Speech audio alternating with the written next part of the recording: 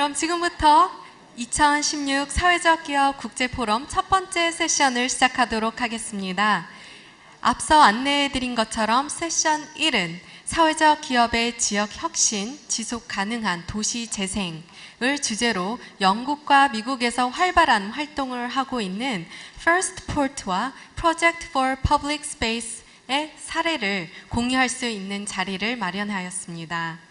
연사 두 분의 발표가 종료된 후 패널 토론 및 질의응답이 진행될 예정입니다. 발표자께서는 본인의 발표 종료 후 잠시 다시 좌석에 착석해 주시고 토론 및 질의응답 시간에 무대로 다시 모시도록 하겠습니다.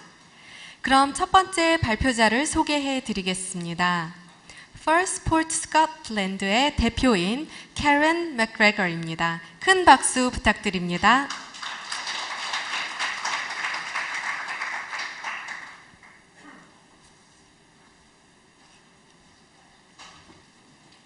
Hello everybody, my name's Karen McGregor and I'm from Firstport, and it is a real pleasure to be here today to be invited to take part in your social enterprise leaders forum in 2016. It's my first time visiting Korea. So far I've had a fantastic time. You have amazing culture, amazing people, and quite possibly the best food in the world. So thank you. But today I'm here to share some of the Scottish story. So I thought what I might do is start off with an overview of the journey of social enterprise in Scotland, and then I'll tell you a little bit about my organisation, Firstport. And then we'll discuss one of the projects that Firstport runs called Vital Spark.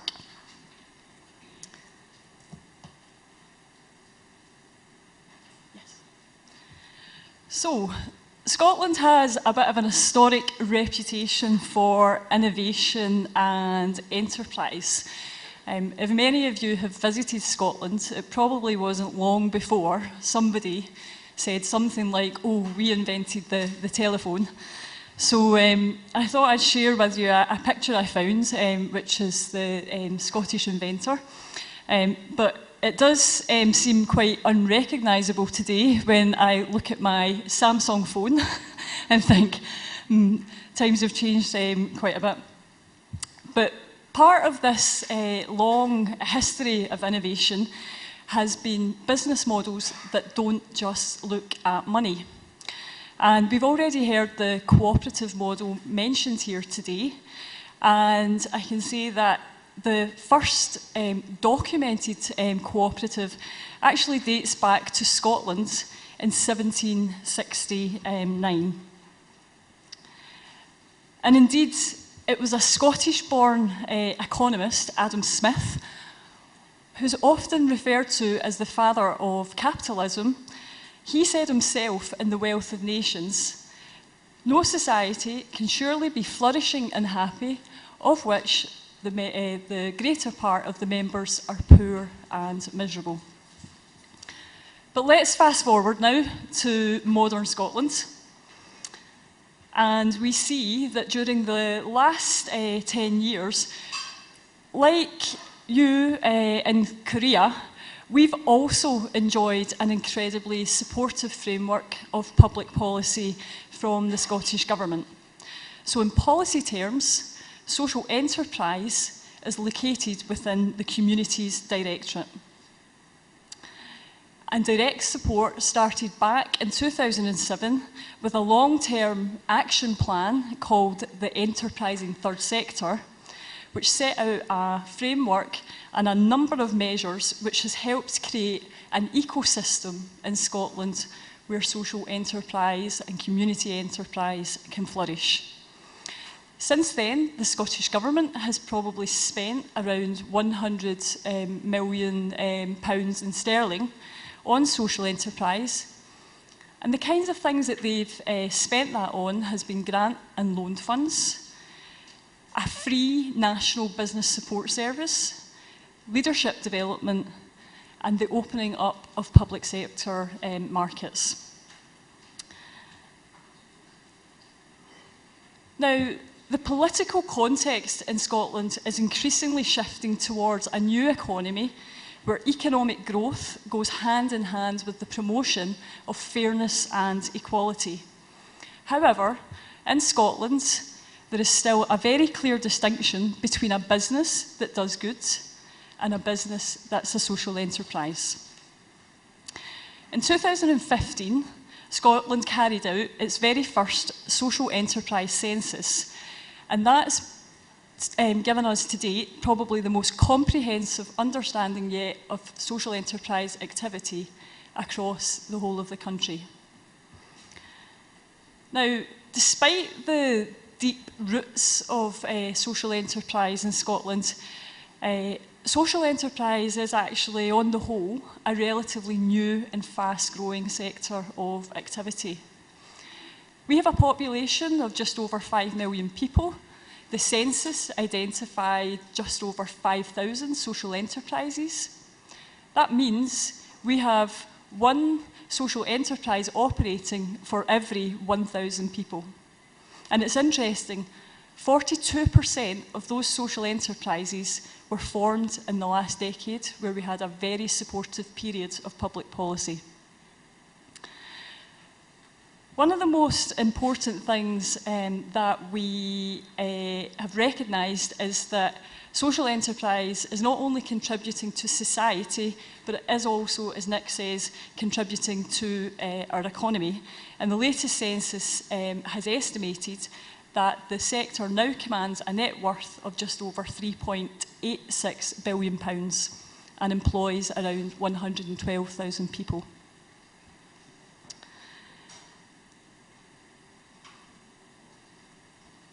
One of the key developments, though, was when we realised that what we needed to do to stimulate and nurture a new pipeline of new start social enterprises was that we had to work with the individual person. So back in 2006, we persuaded the Scottish Government that their wider social enterprise strategy should include the development of new social entrepreneurs. We presented them with a proposition that said they should perhaps consider setting up a seed fund for individual entrepreneurs and also have a specialist business support service for those entrepreneurs. And I'm pleased to say the Scottish Government was fully supportive, and that's when Firstport formed itself as an organisation. We like to think of ourselves as the go-to agency in Scotland.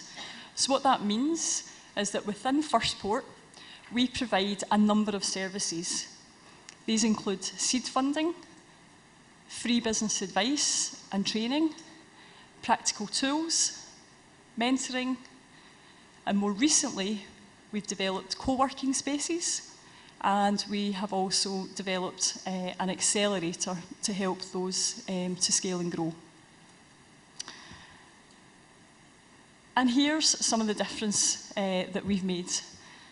We've supported over 5,000 people, and we've invested £5 million in those entrepreneurs. And every week, we help set up 2 new social enterprises. Those that continue on their journey, we now know, go on and create an average of 2.7 full-time jobs. And probably one of the most encouraging things is that we now know that 3 out of every 5 startups Firstport has supported is still trading after 5 years. So as well as running national programmes, Firstport's strategy evolved over the last few years, where we decided that we needed to drill down deeper into communities. And that's because we want social enterprises to help our towns, villages and cities to be great places to work, live, learn and create. So what I would like to do now is tell you about a project that we've established called Vital Spark. This is our community programme that we run in a place called Argyll in the Islands. And last year, we were really fortunate to welcome a group of Korean visitors brought there by the British Council, and COSIA were there too. So I'm not sure if any of you are here today that visited. But this is the project I'd like to now talk about. So Argyll has an abundance of assets. It's got outstanding cultural and natural heritage. So you'll see in the image there, it's surrounded by water, it has lots of whiskey, probably one of the biggest places in Scotland in terms of the amount of whiskey it produces, and it has beautiful scenery. But it's not without its challenges. There are communities that are separated by huge distances. There are economic disparities between and within communities, and the area has one of the highest rates of youth migration in Scotland. However, what this community has is a strong sense of who they are, a vibrant community spirit, and a commitment to getting things done. Vital Spark works with local people to identify what the key issues are for their area. These are framed as calls to action in a high-profile recruitment campaign where we encourage people to respond with their ideas. The best ideas are selected and offered a place on the programme. So in each area we operate, we ourselves take on an empty shop that's been lying derelict, and we turn this into a co-working space where people have access to one-to-one support, business training, mentoring, funding if they need it, and also free workspace. Once people are selected onto that programme, we work with them over a period of 9 months, and that's to really help them refine and test their ideas. And those who decide to continue, we will continue working with them for a further 6 months and encourage them to move out of the co-working space and into their own spaces within their community. So the programme started just over a year ago. We're now working with 29 emerging or new social enterprise ideas. And what I thought might be useful is to share some of the examples just to give you a better understanding of the kinds of things that people in Argyll in Scotland are doing in their community. So here's Gordon. Gordon set up an enterprise. I don't think this will translate, but we'll give it a go. WeTune Environment Services. And his enterprise is to provide gardening and landscaping services. Now, Gordon was previously employed by his local council to deliver these kinds of services. However, because of the budget cuts at the council pulled back. Unfortunately, Gordon lost his job and was made redundant. But he spotted an opportunity to set up his own enterprise because he knew that even though the council couldn't afford to pay for these services, there were other organisations in the community who could and where there was a need. So he spotted that gap in the market. So he persuaded the council to gift him the equipment, and since then he's got himself set up as a company. He started trading with some local housing associations, and what Gordon is using his enterprise for is to offer young people in that community a way into employment. So these are young people who find it really difficult to get a job. Another example is Lorna Williams. Lorna set up an enterprise called Tabula Rasa, along with her business partner, Ian. Now, Lorna is a very highly skilled in refinishing furniture, and she's got a great imagination and real creative flair. but she's also got a strong environmental conscience. And Lorna could see lots of old pieces of furniture ending up in landfill when she knew that she could turn it into something new, upcycle it. So at the same time, helping the environment, she was also providing people in her local community with access to more affordable furniture that was just as good, you know, if you were going to you know, your local furniture store and buying something new. So Lorna worked out of the Vital Spark co-working space, and she used the space to test trade her products, so the public would come in and buy. And what's really interesting, in a few months, or over a few months, Lorna herself has now taken on an empty vacant shop in her local area, so again helping to regenerate that area, and she's now trading from her own premises. Last example is Gilly. Gilly is an artisan spinner, dyer and weaver in the Scottish tradition, and she set up an enterprise called Dabble. Now, she taught her craft for 10 years at the local high school, and she showcased her work in various programmes on the island where she lives, but also in mainland Scotland. So what Gilly was trying to do was keep this Scottish tradition alive. She's at the very early stages, and what she's trying to do is work on bringing other artisans and those interested in learning about this traditional craft onto the island, and this should help boost tourism in the area, again helping to, you know, promote the community and also contribute to the local economy. So that's just a flavour of some of the work that we're doing in communities. And what I thought might be quite useful, because we've learned a lot as we've been doing this, and I've only been in Korea since Tuesday, and I've learned so much from the people that I've met, some who are running similar initiatives to Vital Spark.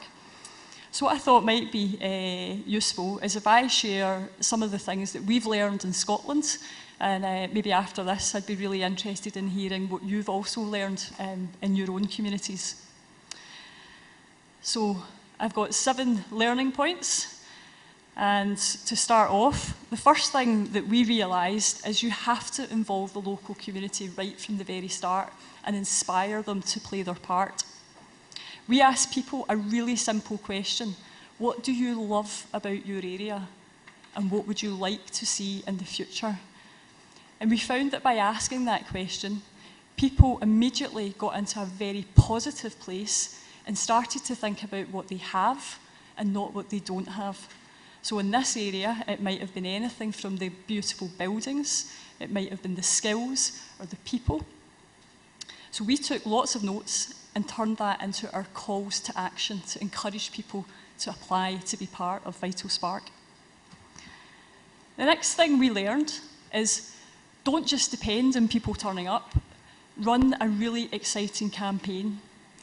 We found that by doing this, we managed to attract people who had never heard of social enterprise before, weren't even thinking about running a social enterprise, but coming forward with their ideas. We made it feel like a prize to gain a place in the programme, so people immediately gained confidence. The other thing we learned was that if you, as a national organisation, want to work in a community, then have a place in that community. So for us, that was a physical space, and that became the focus of our work in that community. So we ourselves, to help with the regeneration, took on an empty shop in the town centre, and that's where we used the shop to deliver all of our support from. So it becomes a resource for us, but it also becomes a really practical resource for the people who are selected onto the programme. And it doesn't just stop there. Once you have that space, we found that you have to put a lot of effort into making that space look and feel great so that people want to come and use it. I visited the Seoul Innovation Park, and I was wowed by that. I mean, this is obviously what we've tried in Scotland. It's nothing compared to what people are doing in Seoul. So again, it was great to come and learn about other things that are taking place in other parts of the world. But anyway, what we realised is that we get that space, don't spend a lot of money on it. We negotiated the rents, we negotiated, you know, how we might get furniture donated, and we actually made evolving the look of the space part of the programme so that it reflects the people that we work with. Another key lesson for us was that have someone there hosting the space. That's somebody who can set the tone and culture. And a big thing that we learned the first time we ran this was that it doesn't need to be a business advisor. That person's there to encourage people, to motivate people. They might be there just to make a cup of tea or to make sure the broadband's working.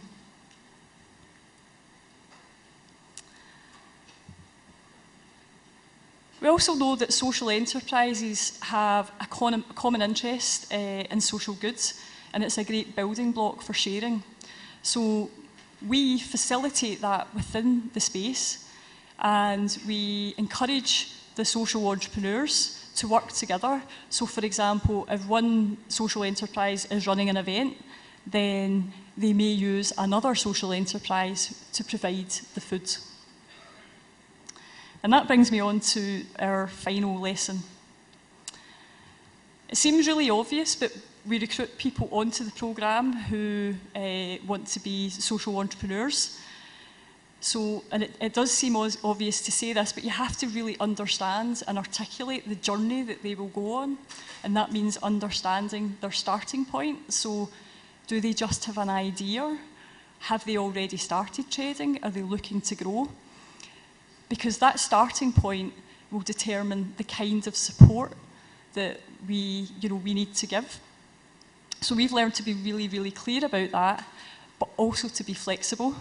I'm sure many of you who support social enterprise development realise that the development of a social enterprise is really a straight line process.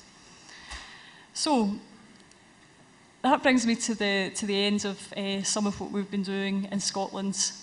As I said, it's been fantastic to join you here for this forum. I'd like to thank CASIA and the British Council for making it possible. My job at Firstport is to inspire people to start something good.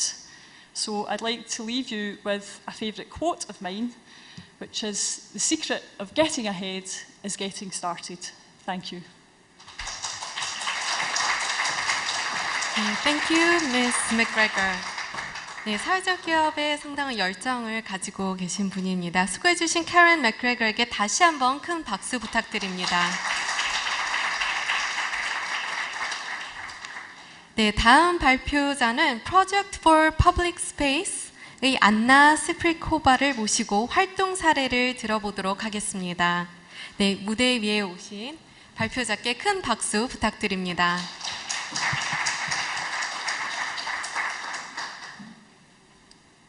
Thank you very much. It's a great honor to be here today, and especially to deliver a talk to such a great audience that shapes the future of our cities every day. Thank you, Nick, Martin, and Karen. I learned a lot myself today, because what I do every day is I actually work at a social enterprise, and I'm helping communities to thrive and to create great public spaces. And I'm excited to talk about anything that connects urban design, high-quality places, and innovation, because the research shows that a place done right creates opportunities and accelerates everything for more successful cities, which is retention of talent, creating opportunities, and doing more engagement. So first I'm going to talk a little bit about the organizations that I proudly represent today, which is called Project for Public Spaces. And then I'll show you some examples where placemaking principles have been applied to create great public spaces and sustainable communities. The Project for Public Spaces is a non-profit organization. We're based in New York, and we've been founded in 1975, which means we've been around for more than 40 years. And since that time, we've worked on all 6 continents and in more than 3,000 communities. And we cannot do it alone. We have a lot of partners and collaborations.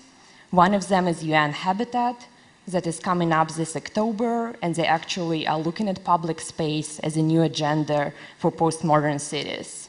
Another collaboration is with the Brookings Institution, where we're looking at innovation hubs and community centers, and how innovation and quality spaces come together to create more companies and startups.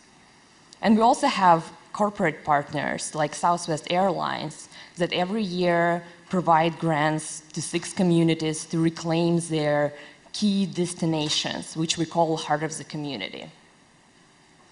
Our work started on the legacy of William Holley White, who back in the 1950s was researching how public spaces in New York City work.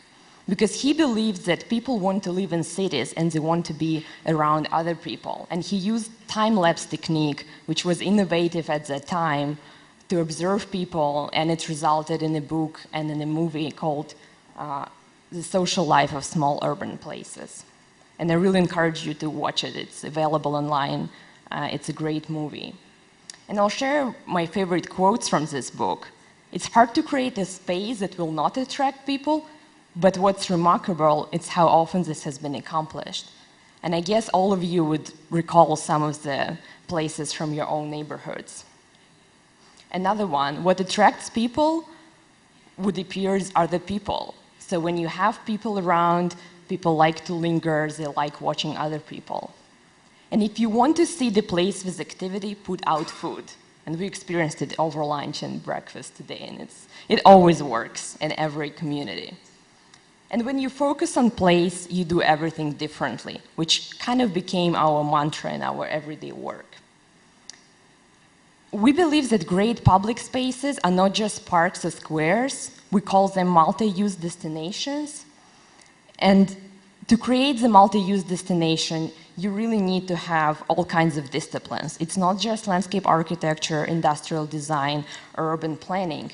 All these different skills together, combined, create a great destination where you can draw people in, and the places that create environments, jobs, and equity.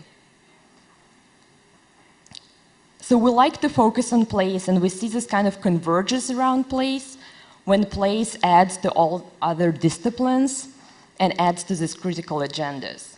So for example, if you talk about climate change and sustainability, place adds a lot to it. Or if you talk about food systems or local businesses, they're impossible to imagine without the place.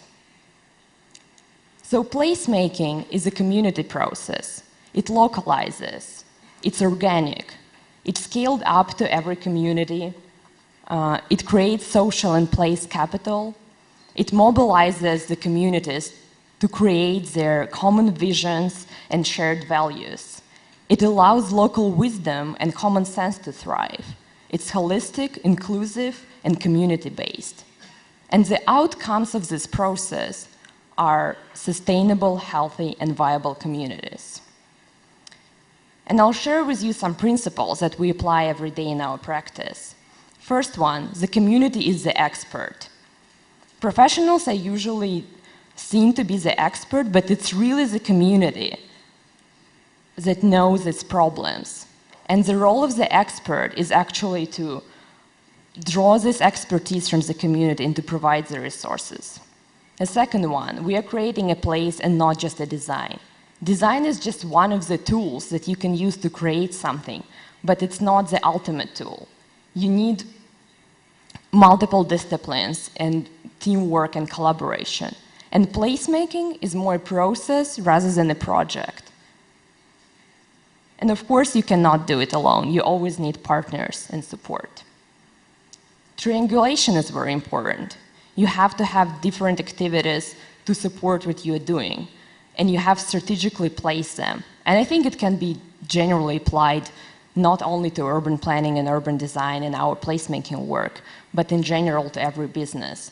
Because a lot of time we would see fear of people creating competition, but actually in the end of the day, it's not creating competition, it's creating a network and supporting each other. And we've seen a lot of times and all over the places that project-based or design-based approach did not deliver the results that the community wisdom and local knowledge can provide. It's important to think about the placemaking process and any other process as a community-based and not project-driven or discipline-led. So communities today are often surrounded by various institutions that are not linked together, and how we see it that the role of a great public space is actually to link the partners around the place. And the sustainable model for public space to sustain long-term is to actually connect all different institutions for maintenance, for additional resources, such as financial in-kind donations or maybe volunteers. Placemaking process is never finished. We are providing our expertise and resources and helping communities to create vision or action plan, but it's really the communities that implements this plan in the short-term actions and then reevaluates this space and comes back to actually define what the long-term agenda is. So it's a constant change and it's really never finished. We also use this tool called the power of 10, when we imagine that the city has 10 destinations and each destination has 10 places to go, and each of these 10 places has 10 different activities. And when you have this, you actually have multiple reasons to be in that place, and it's successful. And it can be a big idea, but it can be scaled down to a street level, like this bookstore, when you just can easily find 10 different activities to do. You can sit, you can have a coffee, you can read a book, you can talk to your neighbor, etc. When we look at places, we use these 4 key intuitive measurements that allow us to measure the success of and evolution of the place. For example, sociability. We're doing street observations, evidence of volunteerism, evening uses, etc. For uses and activities, we're looking at property values, business ownership, retail sales, access and linkages, transit usage, pedestrian activity, parking patterns, all provide us useful data. And lastly, comfort and image, we can look at sanitation ratings, crime statistics, environmental data. And I'll quickly tell you about our strategy for implementation of these short-term visions. So first, it's important to create an energetic anchors of activity in the key places that you have identified. Be flexible with design, provide great amenities, and manage. Get life on the streets. It can be a farmer's market, it can be a swimming pool, it can be a plaza with some umbrellas and chairs, it can be street food. Bring the inside outside, which means again, talk to your neighbors and partners and encourage them to bring some of their uses to the public space or to the street and create this triangulation and activation. We also use what we call lighter, quicker, cheaper approach, when you first try the ideas and you do not spend a lot of money on them. For example, this was just a parking lot which was covered in artificial turf in 1 hour, and it was a great space and people enjoyed it. Now I'll show you one of our favorite examples. It's Campus Marshes in Detroit. And this is how Detroit looked like back in 1917, with a lot of people in the streets or with public transport, something that we would look now and a lot of Americans would say, yes, we want places like this. But this is what we've done to it. This is how it looked in 1999 when we just started working on it. And together with the community, we created a vision plan for this area. And this is how it looks when it has people and amenities and activities.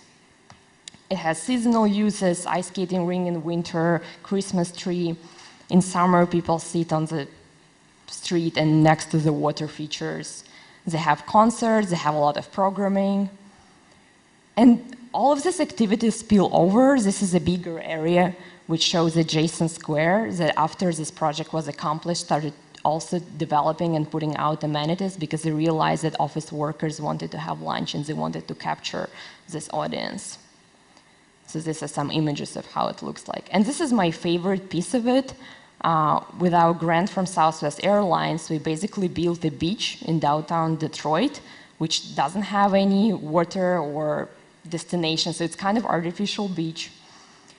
And it opened the same month the city of Detroit went bankrupt.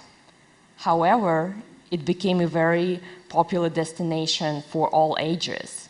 People like to come there to stay, and there's a beach bar and they do a happy hour, kids play in the sand, and I guess the parents are very happy that they don't have to worry about their kids getting wet and they need to change their clothes and then they cannot go anywhere.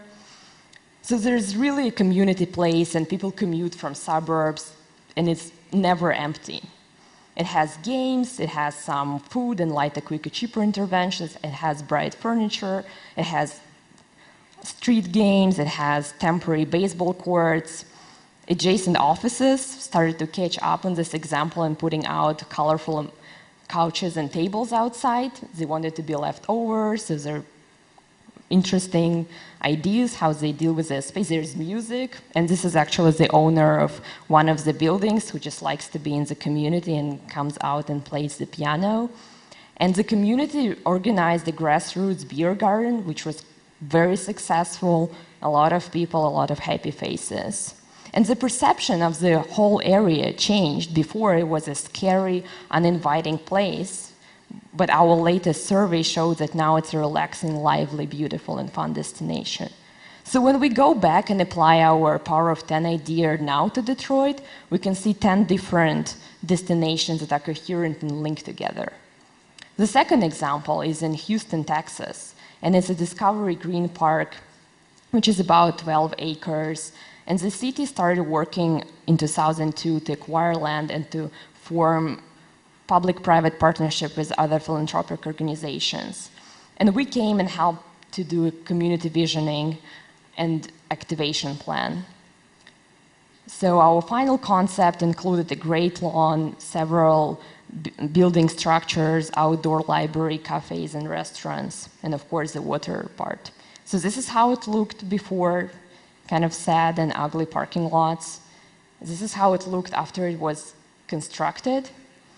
And it has a lot of shaded, nice areas where you can display public art and actually people can interact with it and enjoy it. They also have an outdoor and indoor library which has programs. Even their water fountain is programmed for boats and various activities. They have a dog park, they have a playground, they do performances. And the organization that manages this park actually organizes more than 800 events annually.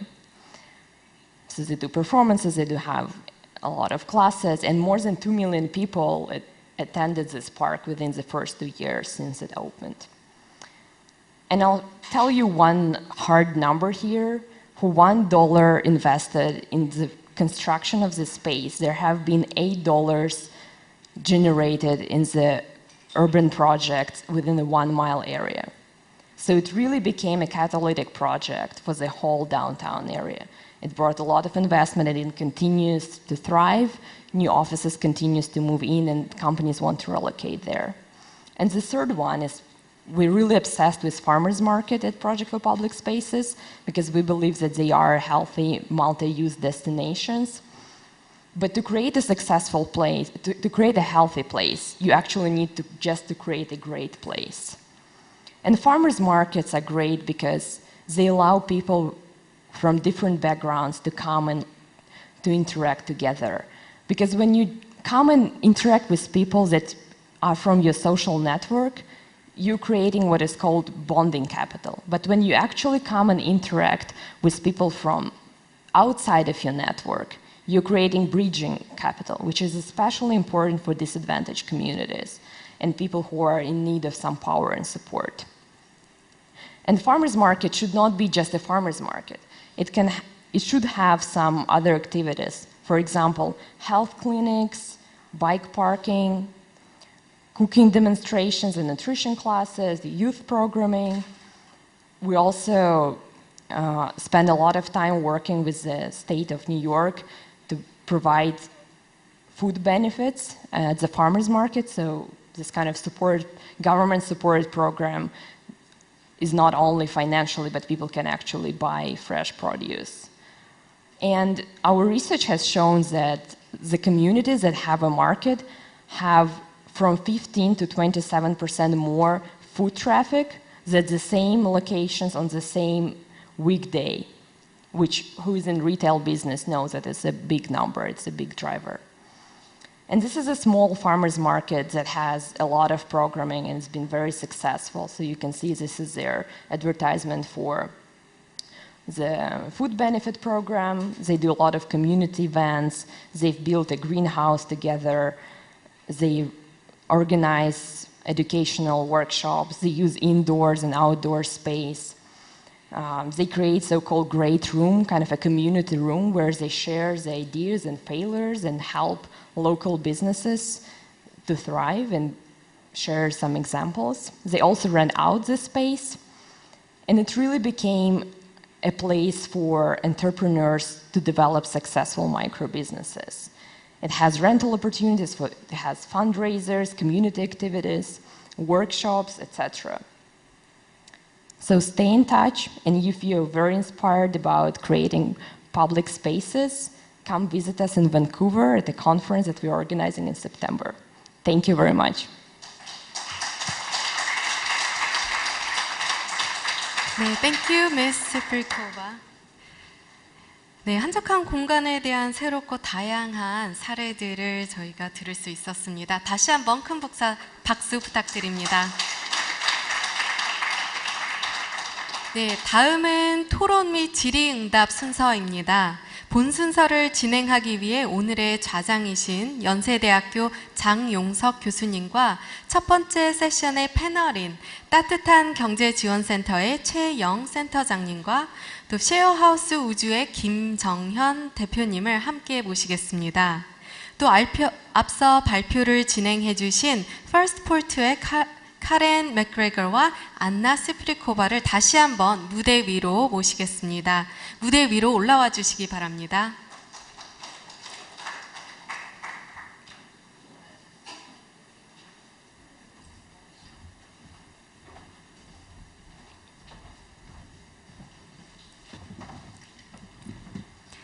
네, 그럼 토론 및 질의응답 순서를 갖도록 하겠습니다.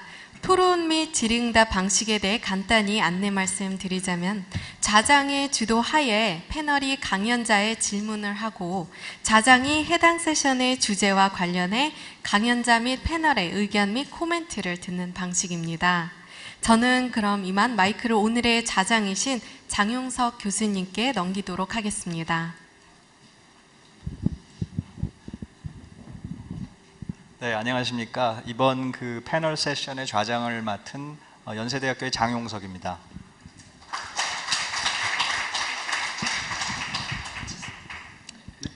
앉아서 진행하도록 하겠습니다. 오늘 이 행사에 와서 보니까 예상했던 대로 아주 열기도 뜨겁고 관심도 많고 그리고 공부할 내용도 아주 많습니다.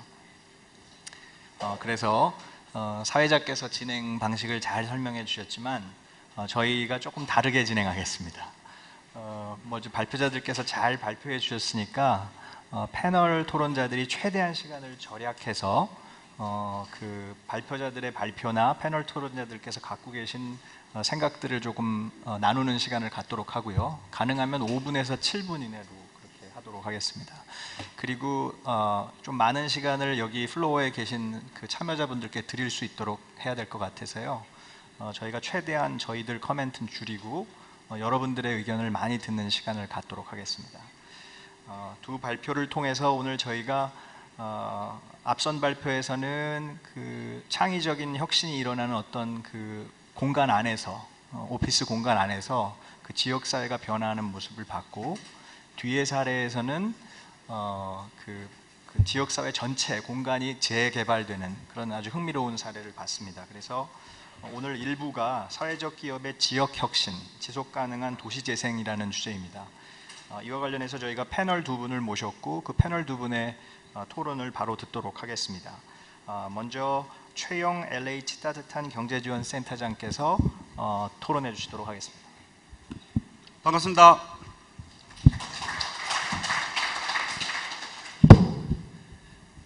LH 따뜻한 경제지원센터는 LH 한국토지주택공사와 주거복지재단이 협약을 통해서 만든 기관입니다. 그리고 특이하게도 사회공헌 중간지원조직 역할을 하고 있습니다. 소셜벤처 창업 지원하고 그리고 사회적 기업 창업을 지원해주는 역할을 하고 있습니다.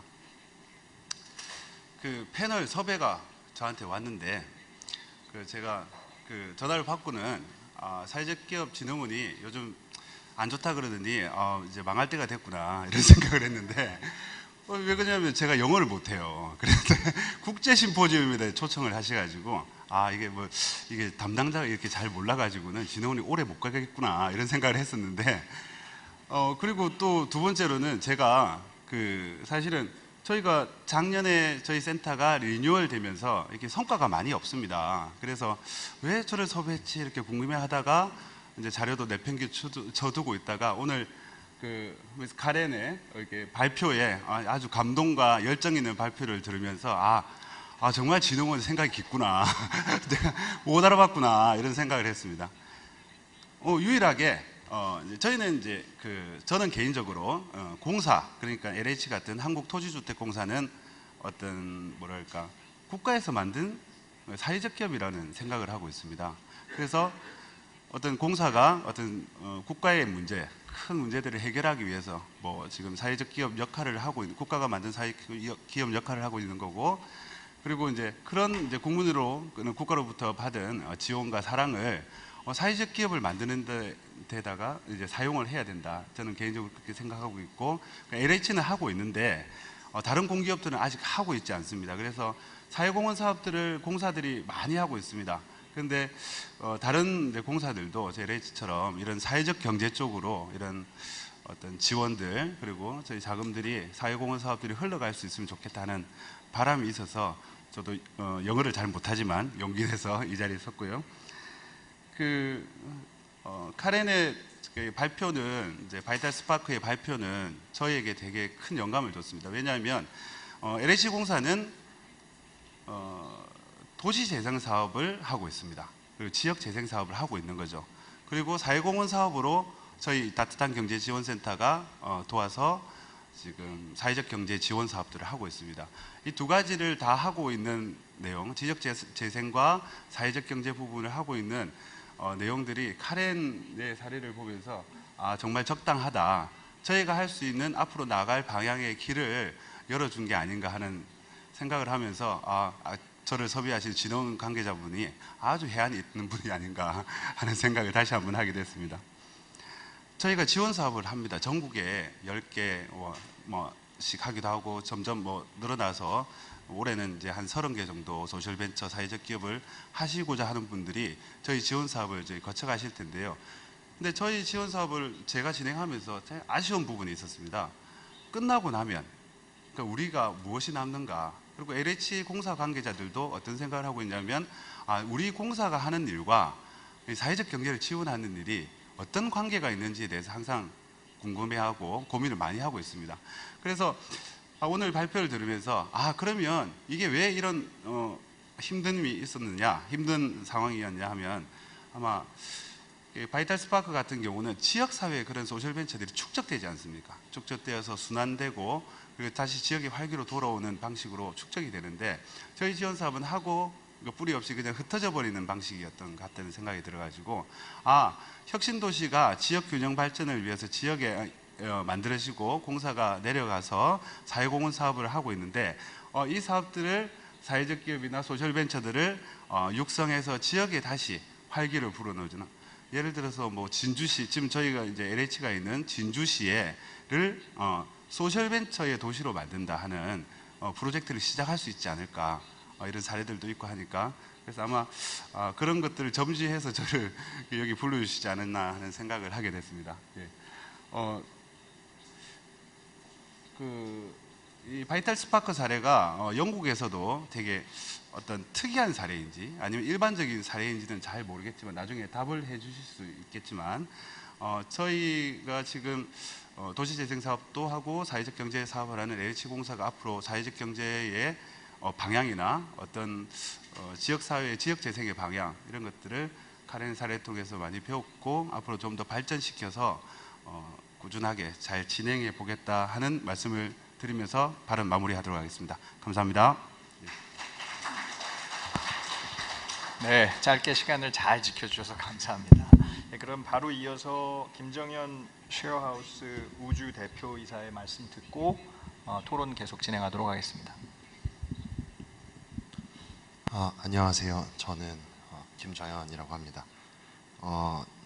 저는 이제 개인적으로 이제 다른 이제 사회적 기업을 하다 최근 몇 년 전부터 이제 젊은 분들의 청년들의 이제 주거 문제를 해결하는 새로운 사회적 기업을 창업해서 운영을 하고 있는데 사실 그 부동산에 대해서 굉장히 오래 몇 년간 공부를 한 결과 너무 어렵다는 생각을 계속 하고 있는데 어떻게 보면은 굉장히 복잡한 그 이해관계가 얽히고 설켜 있는 굉장히 예민한 문제들도 많은 그런 영역인 것 같아서 굉장히 어렵다는 생각을 하고 있는데 그런 문제를 잘 풀고 있는 이 우리 그 퍼블릭 스페이스 얘기를 들으면서 굉장히 되게 부럽다, 너무 잘한다라는 생각을 많이 했었던 것 같습니다. 저는 이제 짧게 이제 질문을 이제 드리려고 하는데요. 저희도 이제 그런 청년들 주거 공간들을 이제 제공을 하면서 여러 가지 이제 문제들을 겪는데 사실은 저 개인적으로는 토지 내지 뭐 부동산이라고 표현할 수도 있겠지만 어느 정도는 좀 공공재적인 성격을 갖고 있다라고 생각을 하는데 사실은 다른 나라 사례들을 봤을 때보다도 한국이 유독 더 부동산 내지 토지를 아주 자본의 논리로 생각을 더 강하게 하는 경향들이 강한 것 같습니다. 그래서 이를 좀 추진을 이것저것 하려고 하면은 뭐 거의 다 이제 그런 문제들을 결국에 해결하려면 어떤 자본이 개입이 되어줘야 하는 그런 경우들이 굉장히 많은 것 같은데요. 그래서 저희는 어떤 일들을 진행할 때 이제 그런 자본들을 어떻게 이제 설계할 거냐, 투자를 어떻게 할 거냐 이런 것들을 되게 이제 고민을 많이 하게 되는 것 같고 또 그런 방식으로 이제 문제들을 해결해 나가고 일을 진행을 하게 되는 것 같은데요. 아까도 이제 사석에서도 잠깐 제가 여쭤봤었는데 어떤 공적인 영역에서의 어떤 지원이나 그런 프로젝트들을 한 25% 정도 우리 진행을 하신다고 하셨고 그 외에는 어떤 별도의 그런 프로젝트를 진행할 때는 뭐 별도로 이제 민간에서 어떤 투자나 이런 것들을 유치해서 진행을 하신다고 잠깐 말씀을 들었었는데 그런 경우에는 이제 어떤 식으로 주로 어떤 논리나 어떤 명분으로 어떤 투자 수익률 관점에서나 이런 관점에서 봤을 때 어떤 형태로 이런 공적인 그런 목적을 가진 프로젝트들의 펀드레이징을 하게 되는지 일반적으로 그런 것들에 대해 좀 노하우나 그런 것들을 좀 경험을 좀 공유를 받고 싶습니다. 진짜 더 빨리 해주셨습니다. 감사합니다. 그러면은 질문을 짧게 해주셨으니까 우리 발표자분들의 혹시 코멘트가 있으면 들어보면 좋겠는데요. 처음에 우리 최영 센터장님께서는 이렇게 스코틀랜드 사례에서는 굉장히 이렇게 누적된 이미 사회적 경제 혹은 사회적 기업의 경험이 누적돼 있었고 그게 도시개발이나 재생 사업에 있어서 이제 분명히 노하우로서 잘 작동할 수 있었을 텐데 아마 이런 경험들이 한국에서 이렇게 경험들이 좀 부족한 한국에서는 어떻게 더 잘 적용될 수 있는지 그런 질문과 가까운 질문을 해주셨던 것 같습니다. 예, 특별한 경험이지. 네, 그리고 그게 스코틀랜드에서 지금 하신 경험이 아주 특별한 경험인지 아니면 조금 보편적으로 있는 경험인지 말씀해 주셨으니까 예, 그거에 그거 대해서 덧붙이자면 보통 지역 재생에 대해서 여러 이제 관련 기구들이 있는데 그 기구들이 어떤 협의체를 이루어서 사회적 경제 조직과 그다음에 도시 재생 조직들, 그다음에 민간 단체와 공공기관들 어떻게 협의체를 이루어서 진행해 나가는 종합적으로 진행해 나가는지 그걸 알고 싶네요. 네, 네.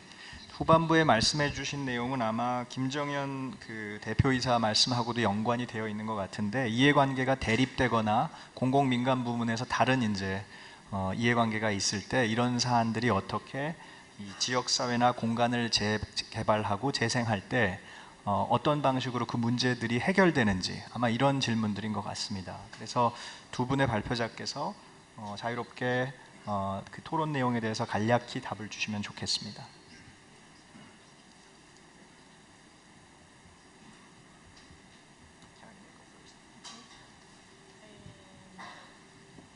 So, can you hear me okay? Yeah. So I think the first part of your question was asking whether the Scottish case is unique. Scotland always likes to think it's unique, so I probably should say yes, but probably the real answer is no. I think it's what I like to do is look around and see what else is happening, because quite often someone else is facing the same problem that you're facing and has come up with a really interesting solution. So what we did with Vital Spark is we evaluated First Port's work in our national programmes and looked at the kind of things that were working in terms of supporting start-up social entrepreneurs. And one of the things we realised was that people who'd already made that first step were finding their way to us, but we thought there must be other people out there who hadn't heard of social enterprise. So how could we stimulate those people? And at the same time, we also even though we're a support organisation, I don't like to just focus on the mechanisms of support. I think it's important to remember why we care about the social economy and social enterprise. It's because we want to make our communities better places to live. We want to solve social problems. So one of the big issues that we face in the UK is a problem of our town centres and places that are in need of regeneration.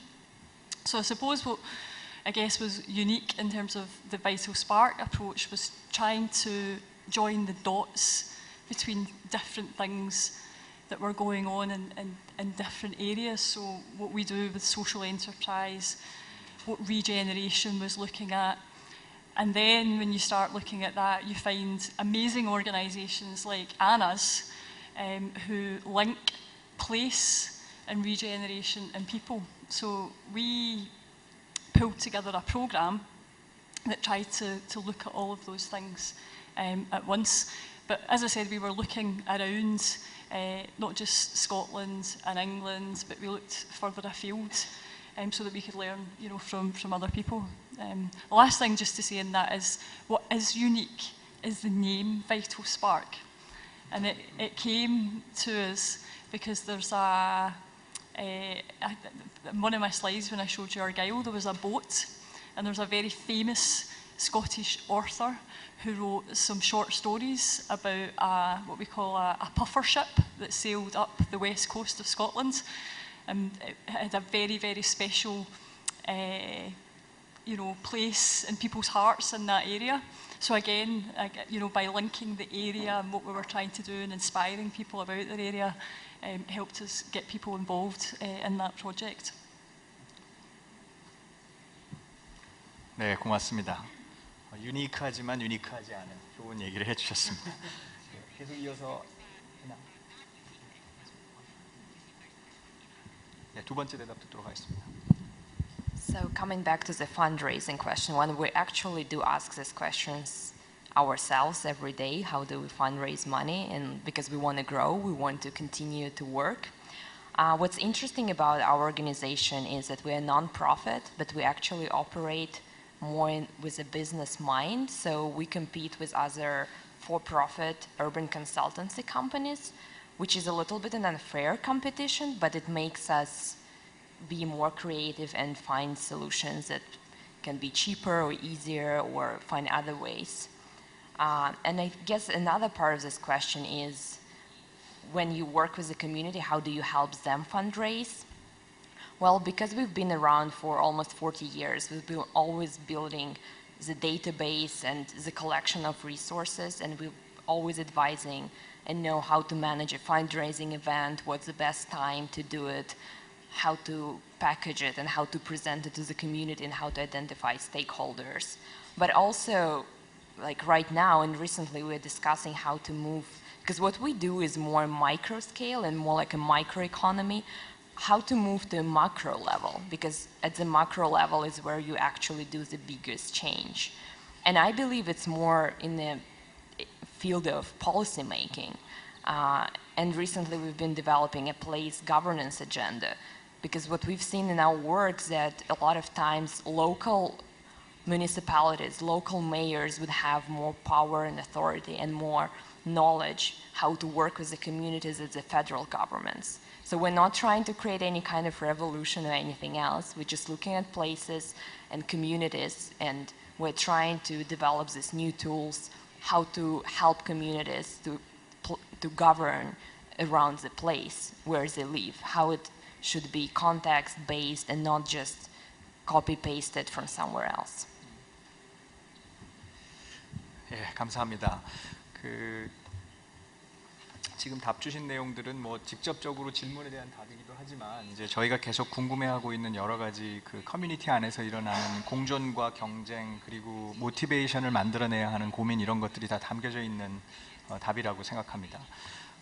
혹시 추가적으로 질문하실 게 있거나 커멘트 하실 게 혹시 있으시면 주시고 아니면은 저희가 플로어에서 좀 질문을 받고 또 여쭤보도록 하면 좋겠습니다. 그래서 혹시 여기 계신 청중분들 중에서 질문이 있으시면 아까처럼 소속을 밝혀주시고 간결하게 좋은 질문 주시면 감사하겠습니다.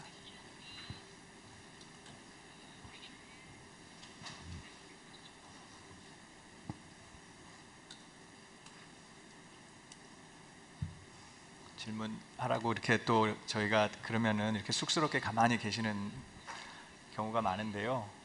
그럼 제가 막 돌아다니면서 이렇게 찍고 시키기도 합니다. 혹시 그 관련해서 이 지금 나와 계신 패널 모든 분께 질문하셔도 됩니다. 지금 저희가 하고 있는 토론이 지속 가능한 도시 재생 그리고 지역 혁신에 대한 이야기이고요. 그러다 보니까 각자 하시고 있는 역할이나 일이 조금씩 다른데 우리가 모여서 지금 함께 토의하고 있습니다. 그래서 여러분들 혹시 관련해서 지금 들으신 발표 내용이나 토론 내용 중에 토의하고 싶거나 궁금하신 점 있으시면 용기를 내서 질문해 주시면 감사하겠습니다. 네, 질문자가 있습니다. 네, 저는 경남에서 사회적 경제를 공부하고 있는 학생입니다. 저는 간단하게 묻고 싶은데 기반이 없는 상황에서는 어떻게 이런 지역 재생을 해야 될지 좀 깝깝한 부분이 있거든요. 그래서 그런 부분에 대해서 좀 의견을 묻고 싶습니다. 저는.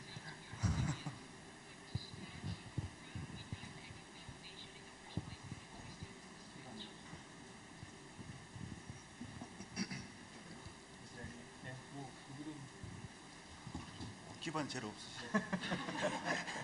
질문을 그래. 기반이 없으시면 저희 그 센터로 지원 사업을 신청을 하셔가지고 시작을 하시면 좋을 것 같습니다. 사실은 그게 제일 막연한 부분이고 저희도 지역에 있어 보면 뭐부터 시작해야 될지 모를 때 그런 어려움들이 있는데 요즘 이제 중간 지원 조직들이 많이 생기고 있습니다. 그런 지원 조직과 함께 일을 시작해 보는 게 좋지 않을까 하는 생각이 있습니다. 경상도 분이니까 나중에 따로 내려가실 때 같이 만나서. Do you guys have other comments about the question? And I just can add to this, I don't know how big the Kickstarter is in South Korea, but it's very big in the US and in some other countries. So I do believe our cities are moving to like more crowdsourced governance and ideas anyway. So if there's no Kickstarter platform for South Korea, well, it's like one of the ideas you can start creating one.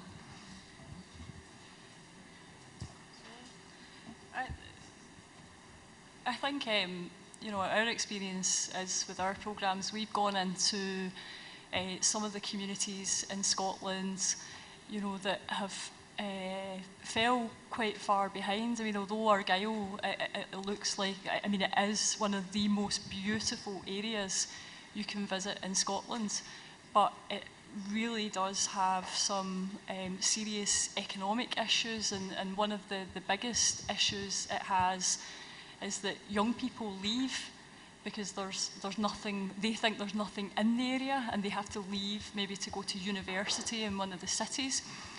So, but our starting point was not to look at what they don't have, and that's why we went in and we asked that really simple question.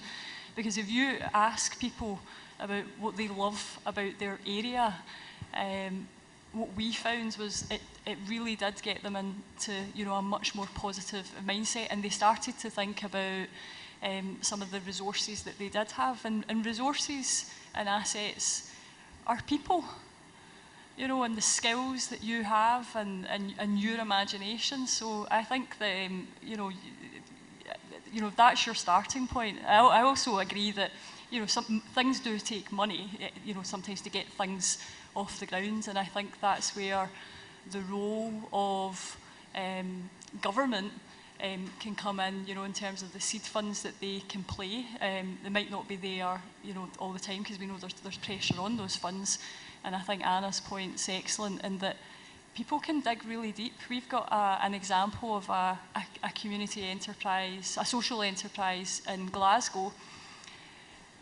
with no experience of running a crowdfund campaign, has gone out and raised £100,000. I'm sorry, I can't calculate that quickly in my head into bonds. It's a lot.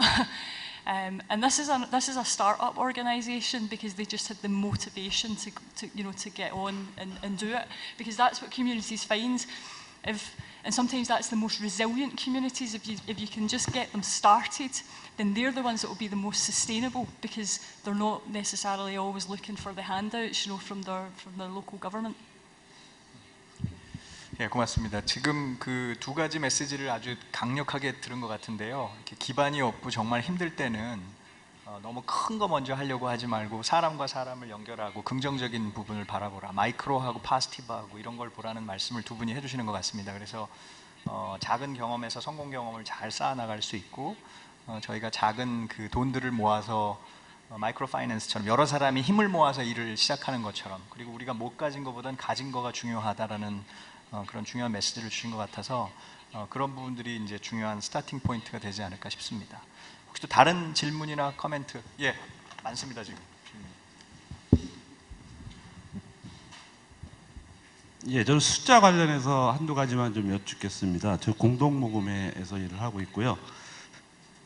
캐런께서 그 스코틀랜드 사례를 소개를 해주시면서 자료에 보니까 사회적 기업이 약 5,200개 정도 있다고 44쪽에 보시면 그렇게 되어 있는데, 제가 알기로는 스코틀랜드 인구는 약 500만 명쯤 되는 걸로 알고 있거든요. 그런 걸로 보면 제가 사회적 기업 진흥원에 들어가 봤더니 우리나라의 사회적 기업이 한 1,600개 정도 되는 건데, 그거에 비하면 인구 대비해서 너무 사회적 기업 숫자가 어찌 보면 좀 많은 것 아닌가. 그것도 최근 10년 새에 거의 절반 가까이가 새로 만들어졌다고 하는데, 이것이 스코틀랜드 정부의 정책적인 어떤 흐름의 결과인 건지 아니면 자생적인 움직임의 결과인 건지가 좀 궁금하고요.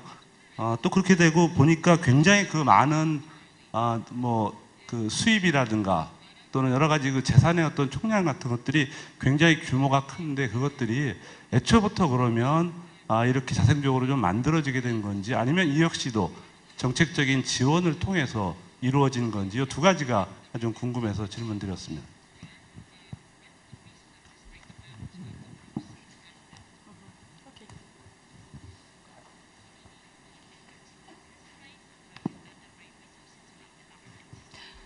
Okay.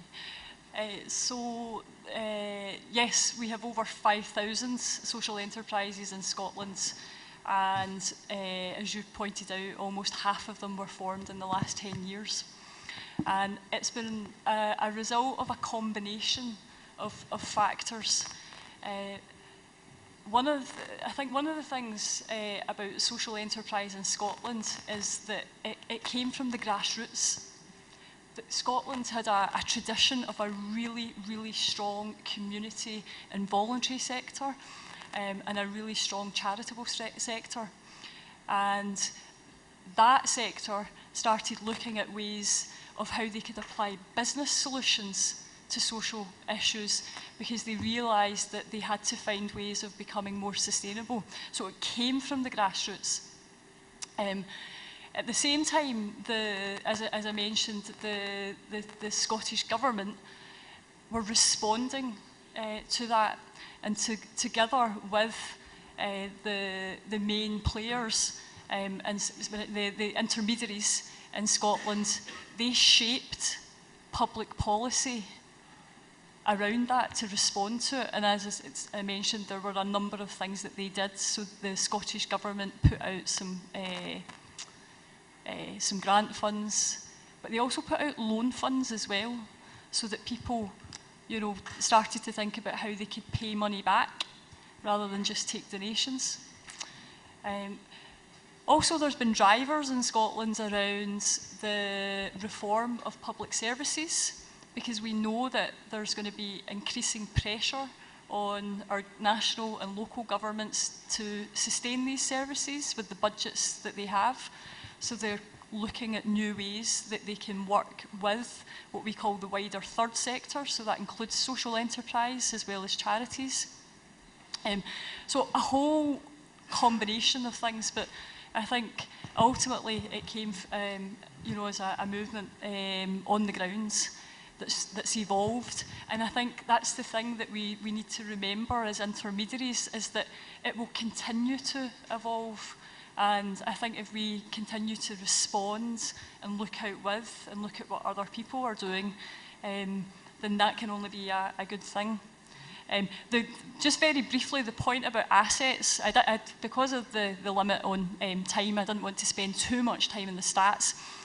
That's a very impressive figure, but it's a small number of big social enterprises that actually make up that bigger number. So that's social enterprises like housing associations and credit unions. So if you were to strip them out, you'd still be left with a high number of social enterprises, but the actual contribution to in terms of the value of their assets, it would be much lower. So one of the challenges that we're facing in Scotland right now is how do we help smaller enterprises who have the aspiration to grow and flourish. 네, 감사합니다. 다른 질문 하나 더 받겠습니다.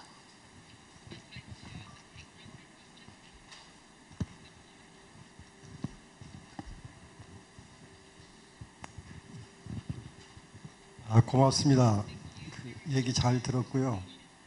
저는 사회적 경제하고 관련해서는 한국 사회적 경제신문의 사회적 기업, 사회적 유관 기업에 대한 컨설팅 쪽 업무를 담당하면서 논설위원을 하고 있습니다.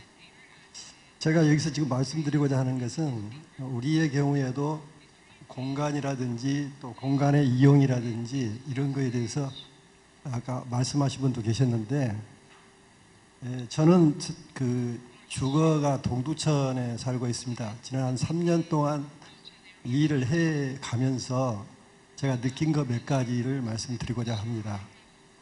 저는 이쪽 업무와 관련해서 이 대학에서 예를 들면은 사회적 경제 관련 창업 이쪽 부분에서도 멘토하고 코치 뭐 이런 일을 담당을 해봤고, 그 다음에 이제 더불어 꿈이라는 협동조합을 만들어서 가장 즐겁게 어떻게 하면 시민들이 즐겁게 소통하며 시정에도 참여를 하고 좋은 의견들을 반영할 수 있을까 하는, 또 좋은 놀이를 하며 즐겁게 살 수 있을까 하는 그런 계통으로 해가지고 신시가지 안에 북카페 한 60평을 이렇게 만들어서 거기에 저도 조합원으로 참석을 했습니다. 한 60명 정도가 같이 하는데 다양한 직업군들을 가지고 있거든요.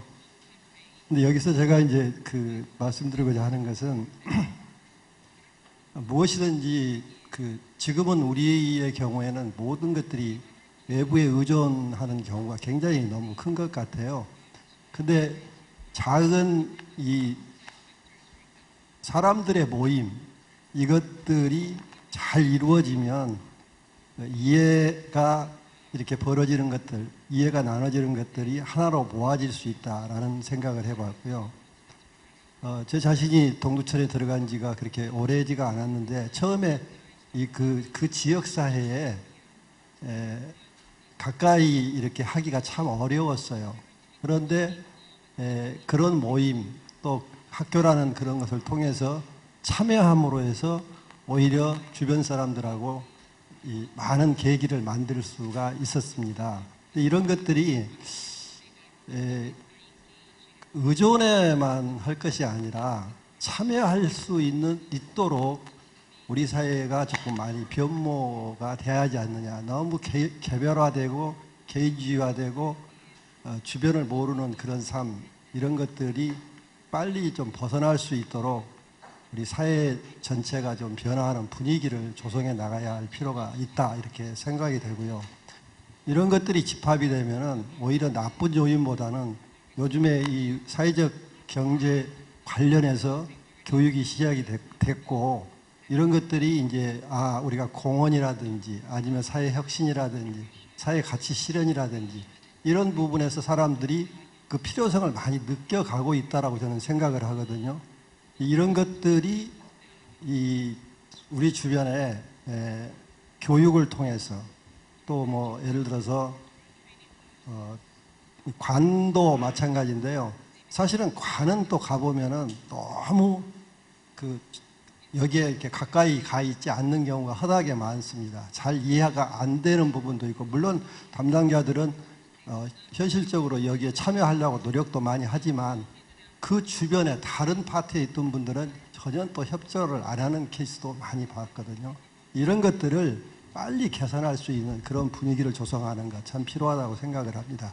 특히 그 지역에 살면서 예를 들면 관이 만드는 시설, 공간, 시민들이 소통할 수 있는 공간에 가보면은 전혀 그 시민들이 앉을 자리 아닌 데다가 장소를 만들어 가지고 오히려 거기가 오히려 폐허가 되고 문제성이 있는 자리로 바뀌는 그런 현상도 허다하게 많이 보거든요.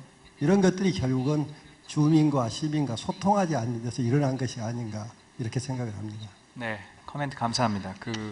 참여하고 조금 더 소통해서 프로젝트가 진행되는 것이 가장 중요한 기본이라고 아까 발표자들도 그런 말씀들을 많이 해주신 것 같습니다. 소통과 관련해서. 마지막으로 질문 한 개만 더 받겠습니다. 네.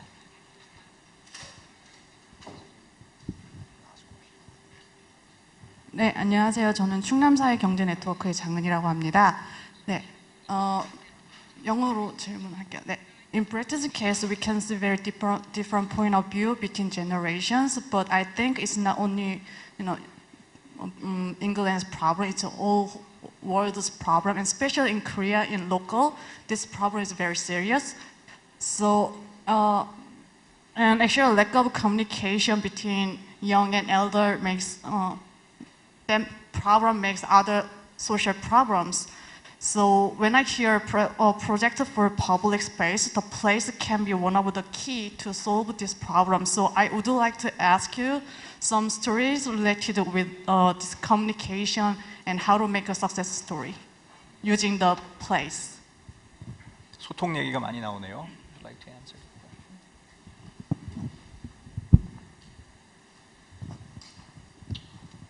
Well, it's a very interesting question. So basically, what we do with Project for Public Spaces, we help facilitate this kind of communication. And it's important to identify every stakeholder in every group and invite them to the table, and also to make every voice heard, because sometimes people dominate, and it's your role as an expert or as a resource for the community to make sure that you hear from everyone, and then you help to prioritize. Because yes, we do believe the community is the expert, but we're still there to help and to shape how this common vision comes together. And sometimes there are conflicts of interest. And also, coming back to the previous remark, it actually takes a lot of time to these projects to mature and to be successful. It's not a one-day solution that you come, you create a place, and it all works. In my experience, it takes at least 2 or 3 years to see the results of this change. So you create a place, you program it, and also it's not just about the place and nice design. 80% of this success depends on programming and management, and we're actually starting to train place managers who know how to identify what is interesting to the different demographic groups, because in one community a yoga class can be very successful, but in other community it's not an issue, they don't need it. So it's careful programming and coming back and reevaluating what you're doing and measuring. And we actually, as an organization, we started from observations of public life, so we always come back to it. 예, 감사합니다. 저희가 그 앞전 세션에서 많이 지연된 거 5분을 지금 딱 절약했습니다. 그래서 저희가 이 세션은 이렇게 랩업을 하고요. 제가 이 세션 마감하면서 다음 세션이 있으니까 다음 세션에서 또 질문해 주시면 좋겠습니다. 이 세션 마감하면서 이 지역사회에서 공간에서 일어나는 소통, 그리고 거기서 나타나는 참여, 이런 것들이 얼마나 우리 주변을 따뜻하게 변화시킬 수 있나라는 거에 대한 이야기들을 많이 공유해 주신 것 같습니다. 오늘 수고해 주신 두 분 발표자와 패널분들께 큰 박수로 감사의 표시를 해주시면 감사하겠습니다. 고맙습니다.